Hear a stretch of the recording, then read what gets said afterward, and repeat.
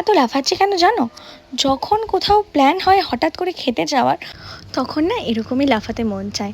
তো যেমন কথা তেমন কাজ, আমরা চটপট করে রেডি হয়ে গেছিলাম। আশেপাশেই আমাদের খেতে যাওয়ার প্ল্যান ছিল, মানে ঘুগনি খাবো, তারপর চানা মাখা খাবো, তারপরে এই খেয়ে বাড়ি চলে আসবো, এটাই প্ল্যান করে আমরা বেরিয়েছিলাম। তাই আমি বেশি সেজেগুজেও বেরোইনি।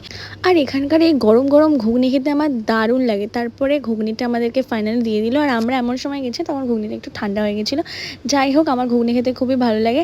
জানো তো, আমাদের এখানে না এখনও এই খেজুর পাতার চামচটা ব্যবহার করে। এটা খেজুর পাতাই তো বলো? আমি দিদিকে বলছিলাম এটা খেজুর পাতা, কস্তুরিদা বলছিল না এটা তাল পাতা। যাই হোক, কোনো একটা পাতার এই চামচগুলো আমরা এখনও ব্যবহার করে থাকি, মানে আমাদের এখানে ব্যবহার করে থাকে। তো সেটা দিয়ে আমি তুলে তুলে খাচ্ছিলাম আর দেখাচ্ছিলাম, দেখো চানাটা কিন্তু খুব টেস্টি হয়েছে খেতে। আর আমার চানা মাখা খেতে সত্যি ভালো লাগে। আমি যখন ট্রেনে করে বাড়ি ফিরি তখন আমি চানা মাখা ট্রেন থেকেই কিনি, কারণ আমি খুব ভালোবাসি খেতে। তারপরে আমরা তিনজন মিলে চলে গেছিলাম ধাবায়।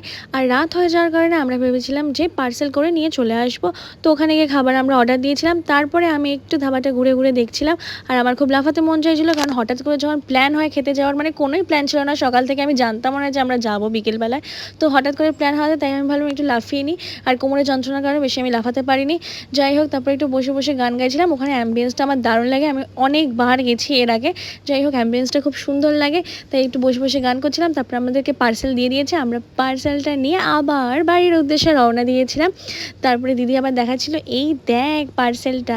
যাই হোক, আমার হাতে দুটো ব্যাগ ধরিয়ে দিয়েছিল, দিদির হাতে দুটো ব্যাগ ছিল। তারপরে আমরা স্প্রাইট নিয়ে, মানে ওটার সাথে আমাদেরকে কিছু একটা কোল্ড ড্রিঙ্কস খেতে হবে তাই না, তারপরে আমরা স্প্রাইট নিয়ে বাড়ির উদ্দেশ্যে আবার রওনা দিলাম।